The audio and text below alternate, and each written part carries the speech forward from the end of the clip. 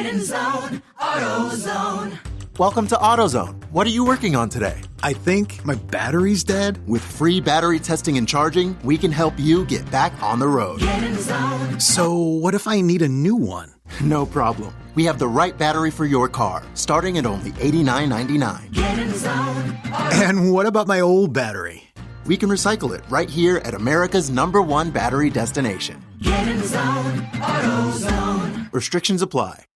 Lucky Land Casino, asking people, what's the weirdest place you've gotten lucky? Lucky? In line at the deli, I guess? Aha, in my dentist's office.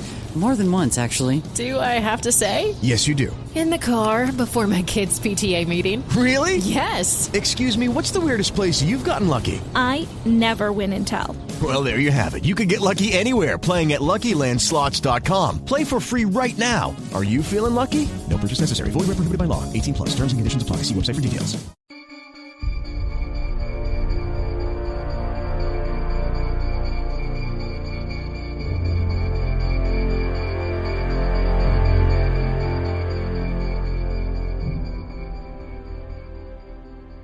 What are we? Hold on. What this is? Hold on. I wrote down the name wrong. Welcome to Conversate with Us. This is conversations about food. No. That's not it. That's not it. Okay, I think. No. This is Once Upon a Time in Springfield. No. Well, we can talk The Simpsons. I mean, I would be totally fine with that. But no, that's not. That's not. Yeah, we said. No, it's not that one. We could play some music, and this can be a listen to this episode. Ooh, it could be, or maybe. We should be better at this. Oh, wait, that is the one we're on. It's welcome. It's not only our life goal, which is we should just be better, but it's also the name of the show. Yeah, exactly. We're not paying attention to anything we're doing in quarantine. I'm like 3 chili dogs in, and it's only 4 a.m. So this is really fun. Yeah. How much are you putting on weight or losing weight during the quarantine? Losing weight. Actually. Really? Yeah, honestly, it's because I don't have any money coming in, so I can't buy food. Oh, okay. Mine is I get I stress eat. So all of the stress of being at home or trying to keep a job during the coronavirus has just been like, hey, what's that food? Okay, get in my face. Not to mention you relocated your entire family a couple states away. So that alone is going to be stressful. But beside all that, welcome to We Should Be Better at This. I'm Chris Donovan. That's Eric Leckie. You can follow him at Sinatra's Rat Pack on Twitter. I'm Chris_Donovan. And this is a special episode because I am not near the internet this week. So I don't have to do a show this week. He is not. Yeah, you being away. How is it you being away from the internet for a week? Are you able to like maintain, or is it like a welcome like break from it? It's a welcome break because it's my 100% excuse that I don't have to answer anything. Ooh, that's a good point. Yeah, that's right. You don't have to. You have the excuse of, sorry, I was at a cell phone service. I was getting my butthole bleached, which is, I think, what you're doing, right? Yeah, exactly. I have to go all the way to Idaho. They don't do that stuff in California. It's illegal. Is it Idaho or Idaho? Both. Okay. But all I know is they like their spuds. I hear that's what Idaho's famous for. Yeah, the funny thing is most of them are grown in Washington. Okay, so this is a That's special been your episode. geography edition. So today we are talking about a movie. We normally pick a movie that is from the not too distant past, or sometimes even the distant past. Mm-hmm. Today we're talking. I mean, look at us! Look how topical we're being. We're actually talking about a new movie. This is also the only movie that's been released in the last 3 months. So it's not like it's anybody is watching anything else new besides some other stupid reality show on Netflix. They just announced that they pushed A Quiet Place 2, the Top Gun movie, and a few other movies to 2021. So basically, here's what I'm thinking. Best Picture of the Year in 2020 is going to be Sonic the Hedgehog movie. Because it's going to be the only movie that got released. In a theater, right? Right, like you have to release it in a theater to count. So are they just going to cancel the Oscars completely? Because what are going to be the nominees? The 10 movies that got released this year before everything shut down? Watch Jay and Silent Bob Reboot win Best Picture in 2020. How hilarious would that be? Oh my God. Actually, having Kevin Smith get up there in his hockey jersey, because that's all he ever wears, to give a speech to accept the award would almost be worth it winning. Yeah, I mean, he's vegan now, so his hockey jerseys aren't as filled. But yeah, that would be quite fun. But no, this movie's Greyhound. It's Tom Hanks, and I'm pretty sure they described a bunch of parts from Sully. Saving Private Ryan, and what's the other movie he did where he was a captain? Oh, Captain Phillips. And then they merged them all together. They cut it together. They just like superimposed a different outfit on Tom Hanks, and I think it's the same movies. It very well could be. I would also say that this movie reminded me a whole bunch of the movie Dunkirk that came out a few years ago. Yes. In the way, I'm not just talking about the storyline. I know we're talking about the similar, wars here, but I'm talking about just the way it was made, the cinematography, the look, the overall look of the film just felt very similar. Yeah, it's very gray. Everything's like a soft color of gray. Greyhound. Yeah, no, you're right. But everything's gray. Everything's got this dark tint of gray to it. So it's like right now I'm watching it in the background, and it's the scene where the boat, the ships almost collide with the tanker, the big, barge out there. Yeah. And it's so dark, I have to actually focus on what's going on, or I can't decipher exactly what's going on. So it's one of those war movies where not only do you have to read something every 45 minutes or whatever on some, we're out in the China Sea doing something, but you have to pay attention because you'll get lost in the darkness. And this movie was supposed to come out in theaters. Mm-hmm. And of course, we all know how that's going nowadays in the year 2020. So it got bought up by Apple TV, which is where you could find it, which, wait a minute, how are you watching it in the background if you don't have Apple TV? That's weird. I have Apple TV. What are you talking about? Apple TV is just an app. You bought the generic one. You bought Mapple TV from like the knockoff. It's like it's an apple that has like a rotten bite out of it and like a worm coming out. Yeah. Or it's a pear. It's just a pear instead of an apple. But so, this is obviously a World War II drama, and yeah. I'm a sucker for these. I mean, honestly, if you made a World War II drama about the person who drives the ambulance trucks, or the person who manufactures the bags that were used to carry the ammunition, I mean, literally almost any story about World War II, and you pretty much got me suckered in. Yeah, this is one of those military movies that kind of reminded me of like shit I didn't think about. Yeah. Because if you think of the movie Master and Commander, that one that had Russell Crowe back in the day, it was like a military movie, but it was back when the ships were like sails and ropes everywhere. I never would have thought that they would have like named their cannons, or they would have had a carpenter on the boat to rebuild the boat or something. I never thought about that. And in this one, they're sitting there and they have like 4 people throughout the ship like hooked up to a system so they could actually communicate, because there's no like walkie-talkies and shit. Yeah, and I think one of my favorite parts of the movie too is how he's always having to comment to that guy that's just standing around on the bridge with him. Yeah. I need my slippers. You will find it in my bunk. And like, that's like, this guy's job is basically to go run as fast as he can and go and get that stuff, because the captain like isn't leaving. The Tom Hanks character, which I think his name is Ernest Krause? Hemingway. Ernest Hemingway. No, I think you're wrong. I think it's Captain Krause. Captain Krause, it is. Anytime he needs something, the guy doesn't leave the bridge, and they make a story through a running story throughout the whole movie, is how he has never, he doesn't eat, and he doesn't even have anything to drink. And I think even the one time he was trying to get something to drink, he drops this cup of coffee. I mean, it was kind of like almost torturous that for like a good 50 some hours he didn't like eat or drink or yeah sleep. And then his shoes, apparently he was having issues with his shoes, so his feet were bleeding because he wouldn't be able to change his shoes fast enough. Mm-hmm. And then there was actually one scene where the guy looks at him and goes, you're the only one wearing your helmet, sir. You should probably take it off, because they weren't like fighting at that moment. Yeah. So, I mean, it's a good movie. The best part about the movie, in my mind, just because I'm a very, very shallow person, is that Elizabeth Shue is in the very beginning. So Tom Hanks and Elizabeth Shue in the same movie, it's like winning the lottery. Yeah. I love Elizabeth Shue. Plus, she hasn't aged a day. Oh my God, she looks fantastic. So, I mean, this is inspired by actual events, but it's not actually 100% true story. This is actually based on a 1955 book called The Good Shepherd, meaning how the ships were shepherding these other transport ships across the which is another thing I didn't think about. Like back in the military days, planes could only go so far. I mean, they can only go so far now, really. Well, they can go the whole way, but you know what I mean? Like there was that gap in between when they had air coverage to protect them. I would have never thought of that. Like, Yeah, and this gap. I mean, yeah, you're right. This gap where they can't give you the air coverage from where you're taking off from, and they can't give you the air coverage yet of where your target is. Yep. So it's this middle ground where you have no air cover and you're off on your own. And this is a time in the war. This is early on in the war when the German U-boats were just totally decimating us, and we really had no answer for it.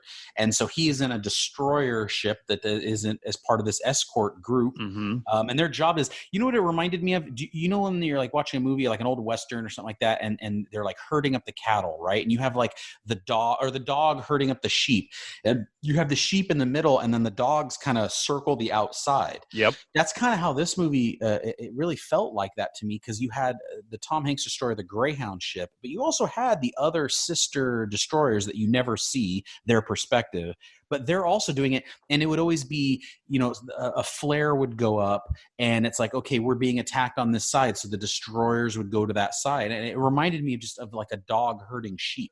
Yeah, 100%. I mean, right now I'm watching one of the other destroyers actually burn, because that happens. And then I think they get another ship too. But here's the part that really like kind of stuck out in my mind was when everybody looked at Tom Hanks like he had no fucking clue what he was doing. When the submarine went left and he goes right, and he comes right back up on the side of the submarine and then drops those depth charges right near the beginning of the movie and gets that submarine right away. I was like, that had to happen that way, or they wouldn't have trusted him the entire rest of that, like that tour of duty, or whatever you call it. Right. And you notice that everyone on the ship was looking, they even second guessed him when he said turn left, and he goes, excuse me, sir. And he goes, yeah, you heard me, turn left. I gave a command. Cause you're right. If that would have failed, I think that that whole trip would have gone differently for them. Yeah, exactly. And I love the cinematography too. Like you were saying earlier with the Dunkirk feel. I know they don't have a fleet of submarines and ships, so a lot of that CGI mixed with actual footage. So, and probably a lot of models, but it looks so freaking real. It's so well done. So they shot a lot of this movie because they wanted to keep it authentic on the USS Kidd, which is a decommissioned World War II destroyer, and that's where they shot a lot of it. And even though most of the stuff is CGI, and let's face it, this movie is heavily CGI. Yeah. Especially in all the sea battles and everything. But the actual shots on the boat were shot on this USS Kidd, including the gun, and they used the gun to really fire because they wanted that authenticity. So they took this decommissioned boat out and fired it a bunch of times so they can get the big gun firing. And really cool. Well, that's funny. What's even funnier about that statement is the fact that USS Kidd was the name of the ship. Yes. In World War II, we ran out of names that we just settled on USS Kidd. Like we didn't have another dead president we could have named the goddamn thing for. Yeah, we always do name it for president. My theory is if you're a guy who wasn't alive when like an aircraft carrier was even invented, you shouldn't get your name on it. Exactly. Like I would have so much. It should have been USS Billy the Kid or something, or the USS Jim Carrey. Like, we're America. We're America. Why aren't we naming our vessels after celebrities? We're a celebrity. We're super culture, right? Mm-hmm. Well, I'm waiting for the USS Kim Kardashian, and it just has a really big back end of the boat. Yeah, right. What about the USS OJ? It's just really sharp up front. It cuts through the other thing. Why am I not writing a movie? Yeah, the USS Bruce Jenner, Caitlyn Jenner. It's a ship that can transform from one ship to another. And then it takes your money. Yes. But all these boats are sequenced out, so they don't really camouflage very well. The USS Johnny Depp, it just sinks immediately in the harbor. It's got a bunch of ropes wrapped around it that make no sense. But so the drama was quite good, and one of the things I really liked about how they did is they told the story from the point of view of this one ship and this one ship only. You never leave the confines of the ship. You don't see what the other destroyers are doing. You don't see what the other ships, what's going on. You don't see what's going on in the German submarines. The only thing you hear is that one Wolf submarine kind of talking trash over the radio to him. But other than that, it's this 100% from one perspective, which I think was a really smart directing choice, because then it kind of keeps you in, like you feel like you're on that ship. You feel very confined. You feel very, oh my God, is this thing going to sink feeling. Yeah, you do, and you're rooting for him the whole time too. I mean, you're rooting for the kid that sneezed and couldn't say a word, and the captain like warned him, "I will kill you next time you do that in the middle of battle." Yeah. Well, maybe not that exaggerated, but yeah, you definitely feel for them all. And there's even isn't there even they even get hit and they have some people get hurt on the boat, right? Yeah, and actually that leads me to something, because it was something I was really interested in when I saw it, and I wanted to read more about it, so I looked up an article on it. But basically, I was really interested in that onboard burial at sea scene, because here's what's going on in that scene. You're in the middle of a battle. You're still in this window. You know, the movie makes a point to talk about this window of time where, and it's always counting down, right? Like 20 hours till air support and 20, and it's the most tense filled time of this whole journey, and that's what the movie focuses on. But you have this moment where some people get killed in an attack, okay, which is bound to happen. Mm-hmm. And then I wondered, when I was watching the movie, I thought, wait, they're in the middle of everything, and they all stop, they put on their best dress uniform, and they have a burial at sea. And I wanted to know more about that, so actually I looked this up. This is a quote from the director. It says, in the middle of the black pit, which is what he calls that scene. That was the black pit, filled with fraught waters. The Greyhound crew assembled on the deck in their dress uniforms to bury the sea, do the burial at sea. Quote, that was rehearsed and choreographed 100%, Schneider says, the director. We needed to make it completely accurate. We learned that this is how they did it, and we did it exactly as the manual says. The fallen comrades had to be removed from the ship, making the ceremony necessary, because you couldn't keep bodies, as they would become too gross and what he calls objectionable. Despite being in combat, they would stop all the engines, let the ship glide, and anyone who wasn't manning a gun had to put on their best uniforms and take part in the burial. Wow, that's really impressive. I mean, that's what I would want for any of my relatives that were on that ship, to at least be honored by the people, because you're not coming home. I mean, like you don't get the body; they're done. They're done. It's gone. And you can understand why they do it. I mean, I guess I didn't think about that. Yeah, you can't exactly just keep these bodies, because this trip might be another couple of weeks long. You can't exactly keep those bodies. But I never thought of that. I'm like, wow, they're burying him at sea, and they're gonna have to take that news back to the family and say, sorry, your son is just somewhere in the Pacific Ocean. That's why they get that flag, right? Like, here's the flag that was laying on top of the body when we threw it down into Shamu's mouth. Yes. Okay, cool. Yeah, no, exactly. No, I thought that scene, I didn't even think that far into that scene.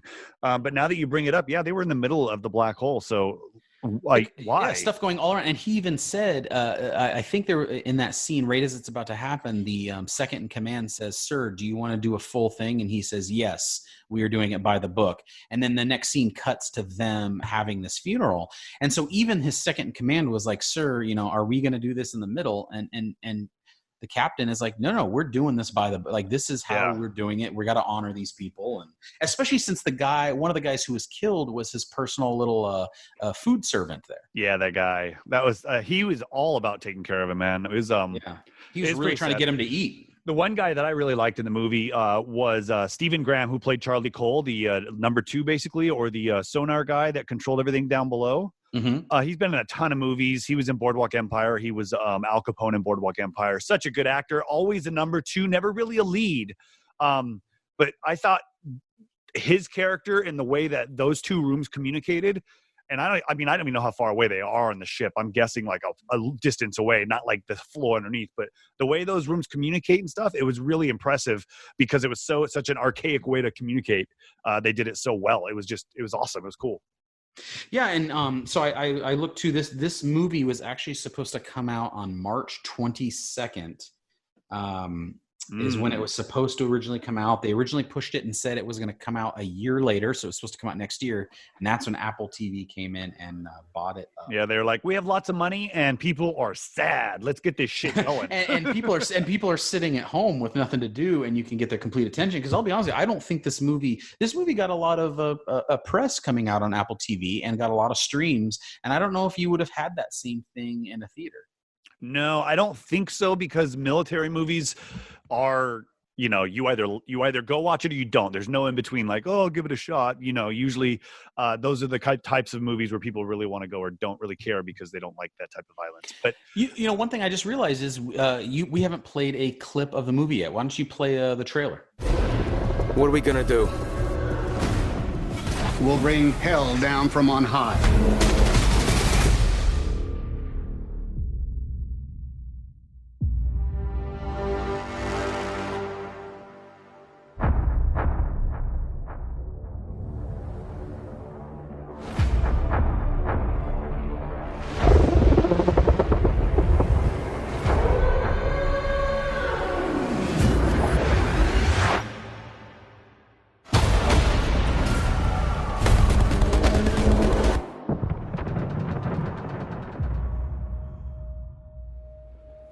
Congratulations on your first command at last.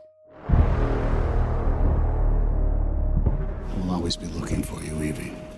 Even if I'm 1,000 miles away. Air escort to Greyhound. You will now be out of range of air cover for the next 5 days. How many crossings does this make? This was my first. I got some. Most likely a U-boat. He's trying to slip under us! Fire! We have a kill. Distress rockets, sir. We have hits directly on the convoy. A wolfpack's hunting us. U-boat, starboard bound! We've lost 7 ships and 50 souls. What you did yesterday got us to today. It's not enough. Fire as they bear!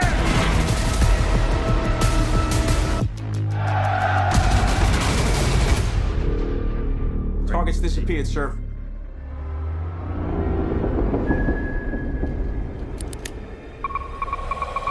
Here they come. What are we gonna do?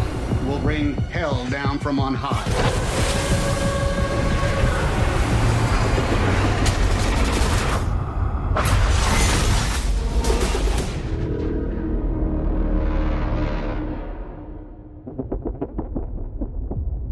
Okay. Well, I mean, that's intense for an audio podcast. It's a lot of thematic, intense music mixed with quick clips of battle scenes. For those of you that couldn't see, yeah, just picture like pretend you're in a bathtub and you got a little bit of wake going on in there and some leftover shampoo going, and you got your ship and you got your submarine going through, and they're just kind of passing each other a lot and missing. Yeah, that's kind of like what it is. Or picture it, since we're on Tom Hanks and World War II movies, picture it as the beginning few minutes of Saving Private Ryan, except for it's on a boat and you never get off the boat, and it's an entire movie. That would just be a bunch of people puking constantly and kissing crosses before they die, because that's what happens in the first minute when they're on the boat. They don't. The thing that's important about what they were doing too is this is as they were crossing parts of the Atlantic, and Mm-hmm. that part, this is a really important part of the war that they were doing, because I guess if you lose at this point, if the Nazi submarines win and they control those waters, they're able to completely shut down supplies. Yes. They're able to completely shut down any attack, and that gives them a stronghold in Europe. And at that time, Britain was the lone stronghold. They were the last holdout. And America was helping out. Imagine if Britain falls because they run out of supplies and the Nazis take over. You're now trying to fight Nazis almost worldwide at that point, because you'd spread out from everywhere. Yeah, you'd be coming over through Russia at that point, Russia and Asia, to try to come over, because if they control the Atlantic, we'd be screwed. Hey, look, there's another U-boat. Now, okay, let me ask you one question before you go jumping away. The wolf, yes. Was that a real statistic, real name, like Greyhound? Is that because of the dog, or is it, I mean, obviously no, the Greyhound's the ship. Yeah, but Greyhound is just a fake call sign. It was the call sign for them. It wasn't actually the name of the ship, believe it or not. The name of the ship was something different. Their call sign was Greyhound. Yeah, their ship was probably like USS Yellow or something. Yeah. And nice. The wolf thing was a fictional, made up submarine, but they based it off of just kind of real events and how things really happened. And I have a question for you though too. So okay, the movie concept is you have all these cargo ships going across, and these destroyers are there to escort them, especially during no plane cover. Okay, I get that.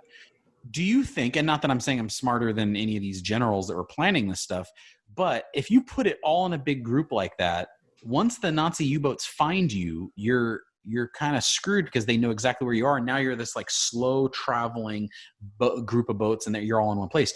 Do you think it would have made more sense to just space the boats out so that you're in the middle of the ocean and there's no, it's way harder for them to find the single boat in the ocean?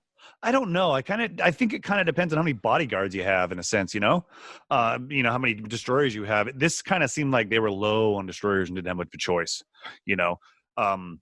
But I think that you're right. I think they could have done a decoy, like ships or something, like just get a bunch of ships that are empty and pretend that they're going across and let them start finding them, and then have a whole nother crew of ships somewhere else, coming right behind them. Yeah. And then anyways, I mean, that was the kind of thing. So why aren't we in the military, man? We should be in the military writing movies. Why aren't we doing this? Yes. And then, because the military people are just a bastion of where all of these movies are being written. I don't know if you know this, but every movie that comes out is written by someone in the military. I knew that, actually. I knew that. Even Kevin Smith was in the military for a day. No, I have one question for you, though. And this is the only, and I'm not saying this is as a bad thing because I love the man, but couldn't they have cast someone else besides Tom Hanks? The reason that answer is a no is because it was his production company that bought the rights. Oh, well, then there you go. So he cast himself. Did you know who else is a producer on the film? No, who?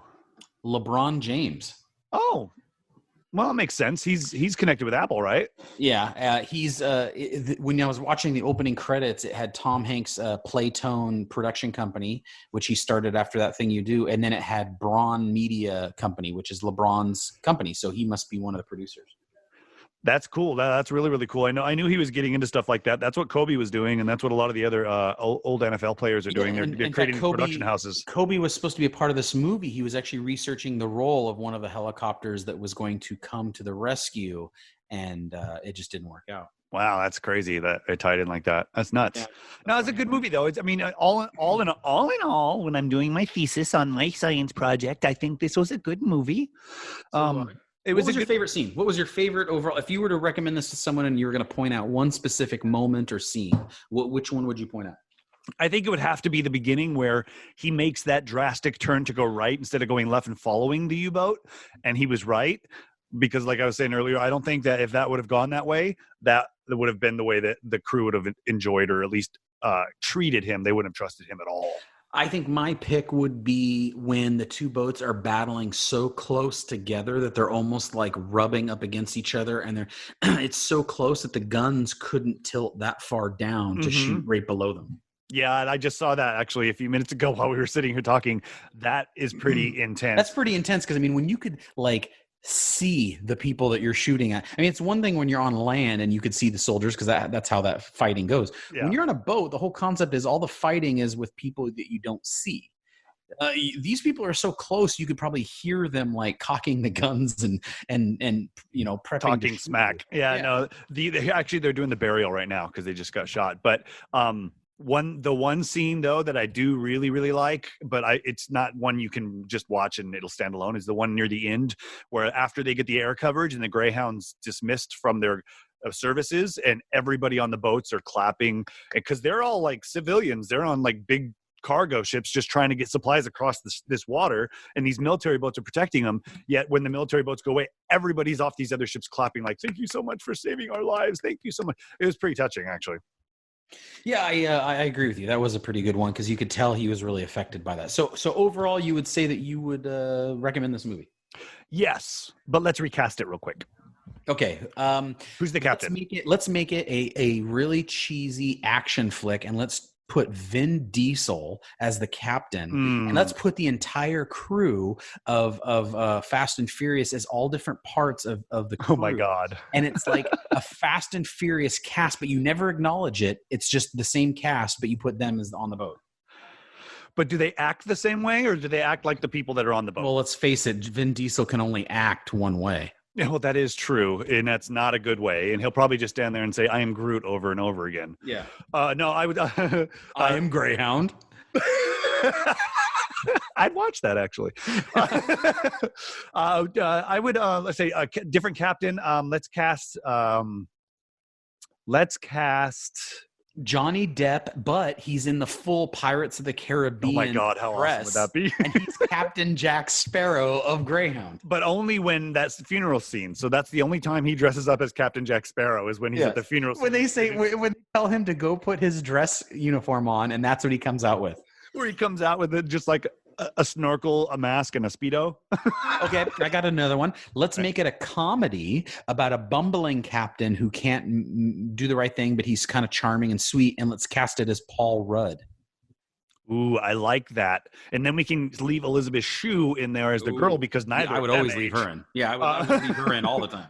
But if we did Paul Rudd as the captain in a slapstick comedy, we'd have to add we'd have to put Kelsey Grammer as the guy that's running the below the deck map room or whatever the hell it's called. You got to have one. Yeah, you got to have one kind of serious type person there. But I think Paul Rudd is kind of that. Oh, I'm just a normal everyday guy, and I'm trying to do this job. And oh man, poor me, and that kind of thing would be make it a romantic comedy where his second in command is his love interest. Ooh, and he's the one that sneezes and gets him killed. Yes. All right. Well, no, it's a good movie. I definitely recommend it if you have Apple TV Plus or if you know how to bootleg things. Watch it. Hey, I got one more before we're done and we wrap up. We should be better at this episode. So we talked our movie Greyhound. We're done. I think we both recommended it, especially when there's nothing else to watch. I think it stands out. Can we talk about a show that is pretty popular on Netflix right now? And I want to say it's completely stupid, but at the same time, I totally want to be on the show. It's called The Floor is Lava. It's the hottest game show in history.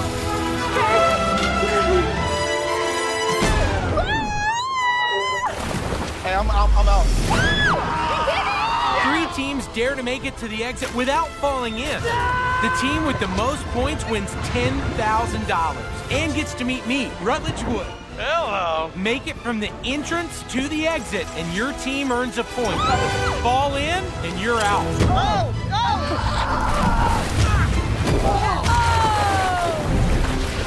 The obstacle course is colossal. The leaps are epic, and you really want to stick your landings because the floor is lava!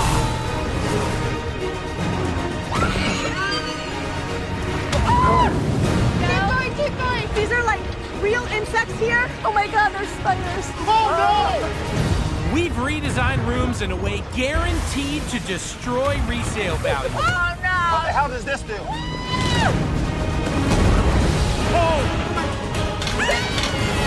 Stretch Armstrong it, bro. Stretch Armstrong. Is this your key? Don't fall in the lava!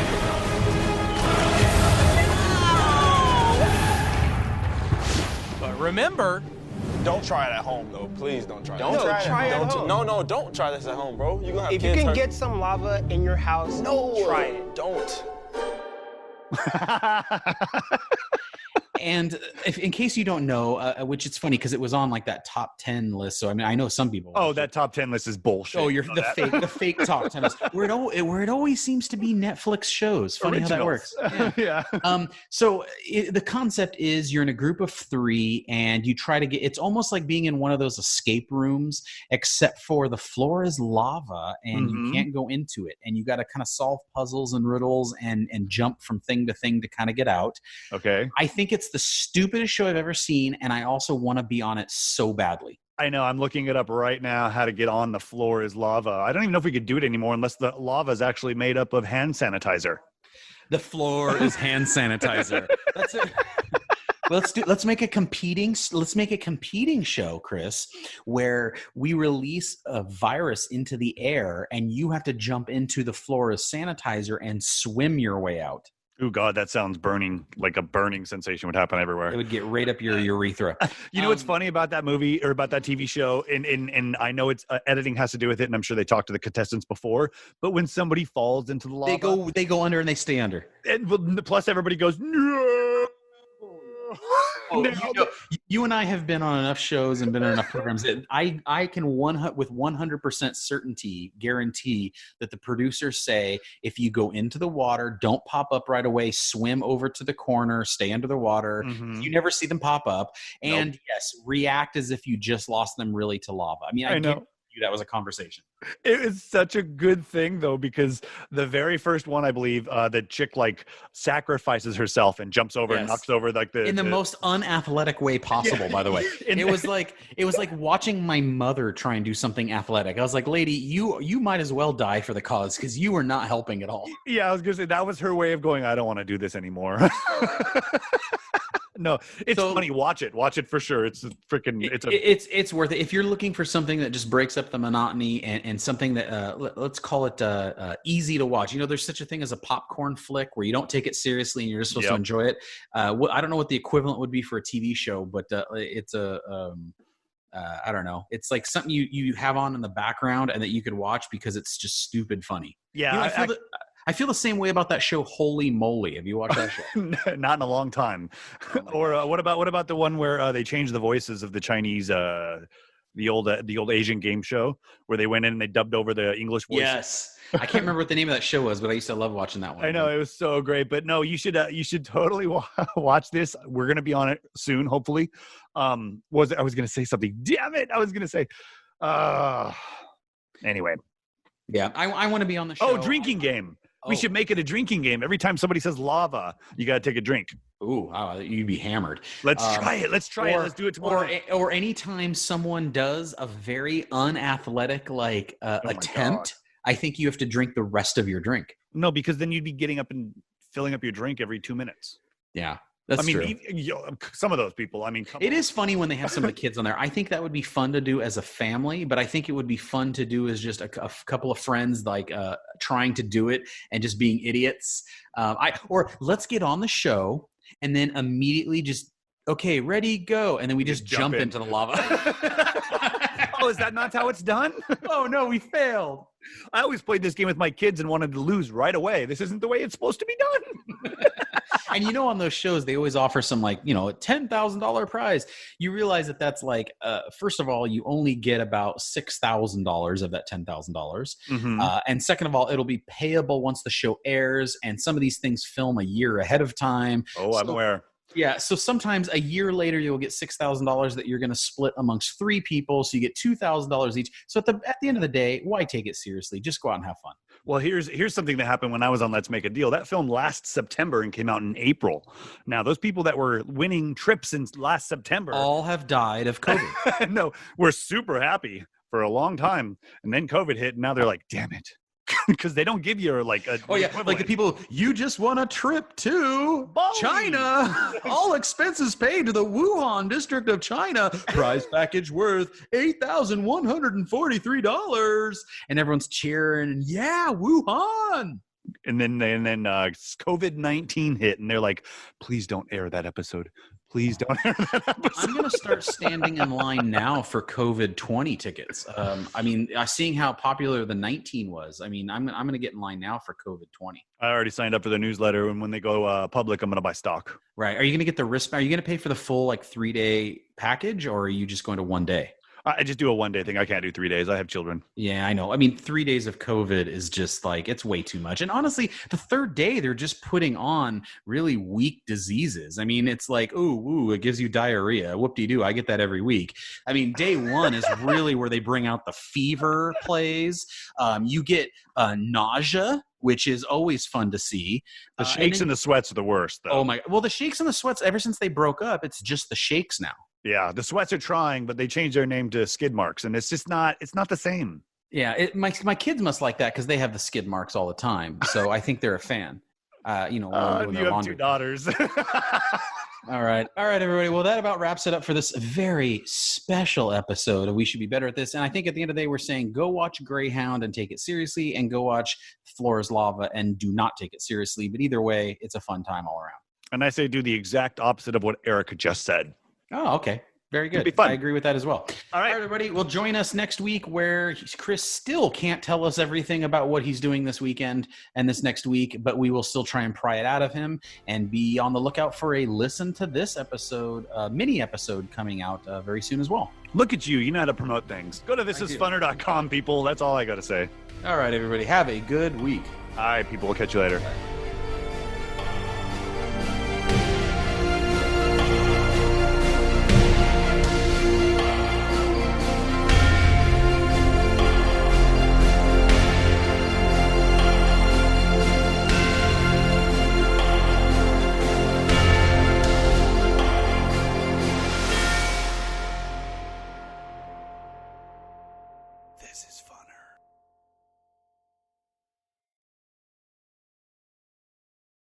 With Lucky Land Slots, you can get lucky just about anywhere. Dearly beloved, we are gathered here today to... Has anyone seen the bride and groom?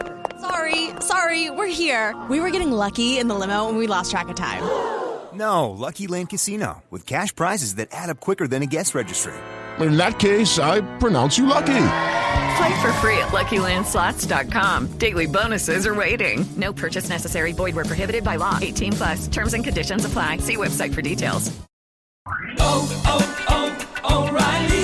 It's Superstart Battery Month at O'Reilly Auto Parts. Get up to a $25 gift card after rebate with the purchase of select Superstart batteries. Our professional parts people will test your old battery for free and recommend the right battery for your vehicle. For power, performance, and reliability, choose Superstart batteries only at O'Reilly Auto Parts.